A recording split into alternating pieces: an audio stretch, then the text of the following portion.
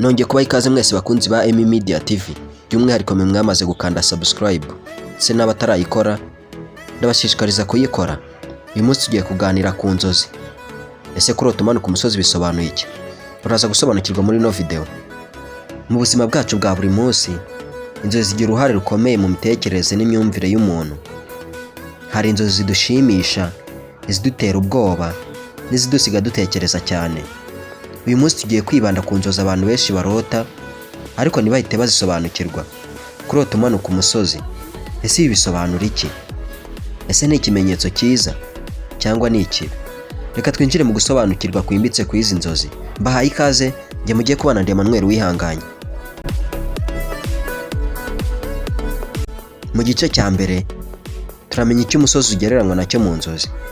Mu busanzwe umusozi ugereranywa n'ingorane zikomeye umuntu ahura nazo, inshingano ziremereye, intego nini zisaba imbaraga n'umurava. Iyo umuntu azamuka umusozi aba ari mu rugamba rwo kugera ku ntego, ariko iyo amanutse umusozi haba hari ubutumwa bwihariye inzozi zishaka gutanga. Mu gice cya kabiri, kumanuka umusozi nk'ikimenyetso cyo kuruhuka. Kurota umanuka umusozi bishobora gusobanura ko hari umutwaro uremereye uri kugabanuka, ko hari ikibazo cyari kikugoye ukaba ugiye kugisohokamo, cyangwa ugeze ku rwego rwo kuruhuka mu bitekerezo byawe. Nibyo wabyumvishe neza. Ibi bikunda kuboneka ku bantu bamaze igihe mu bibazo, mu mihangayiko, cyangwa mu nshingano zikomeye. Mu gice cya gatatu, iyo kumanuka bijyana n'amahoro. Niba mu nzozi wamanukaga buhoro, utuje, wumva amahoro mu mitima, ibi bishobora gusobanura ko wamaze kwakira ibyo wanyuzemo. Witeguye gutangira ikindi gice cy'ubuzima, wiyumvamo ituze n'ubwenge bwo gufata imyanzuro mishya.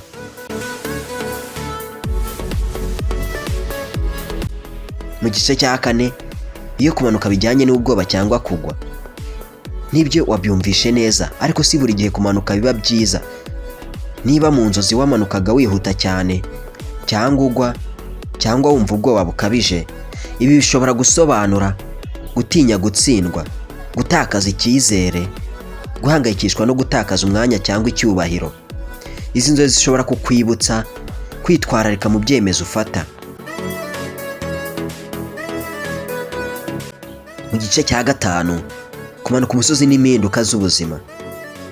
Inzozi zo kumanuka umusozi zishobora no gusobanura impinduka mu kazi, impinduka mu mibanire n'abandi, impinduka mu mitekerereze.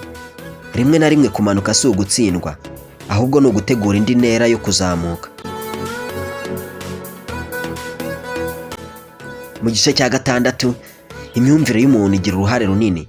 Icy'ingenzi kurusha byose ni uko ibyiyumvo wari ufite mu nzozi, ibihe uri kunyuramo mu buzima busanzwe, bigira uruhare runini mu gusobanura izi nzozi. Umuntu uhangayitse azasobanura inzozi bitandukanye n'iz'undi wumva atuje.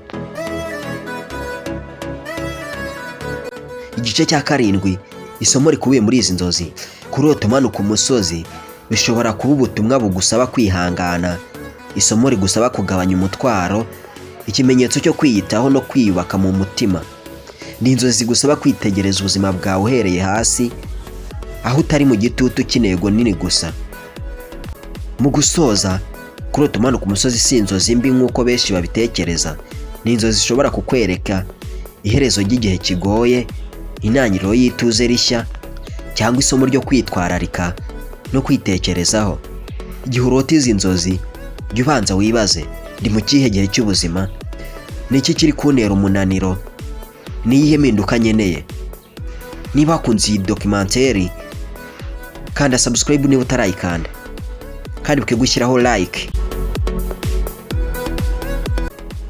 unasangiza abandi no video kugira ngo ano makuru agere ku bantu benshi. Ushobora no kudusigira comment uvuga inzozi wowe warose, kuko hano kuri Emi Media TV inzozi zirasobanurwa zigatanga isomo ry'ubuzima. Ibisobanuro by'inzozi twaganiriyeho muri iyi video ntabwo bishingiye ku bitekerezo by'umuntu umwe gusa, ahubwo byakusanyijwe hifashishijwe isesengura rusange ry'ubumenyi ku nzozi, imitekerereze y'abantu n'imico gakondo. Aha twifashishije muri iyi video psychology y'inzozi, ibitabo n'inyandiko z'abahanga mu mitekerereze y'abantu bisobanura inzozi nk'uburyo ubwonko butunganya ibitekerezo, ubwoba n'ibyifuzo byihishe mu mutima. Kandi twifashishije culture cyangwa traditional dream interpretation, ibisobanuro byakusanyijwe mu muco nyarwanda n'iy'ahandi, aho umusozi ugereranywa n'ingorane, urugendo rw'ubuzima n'intego nini za muntu.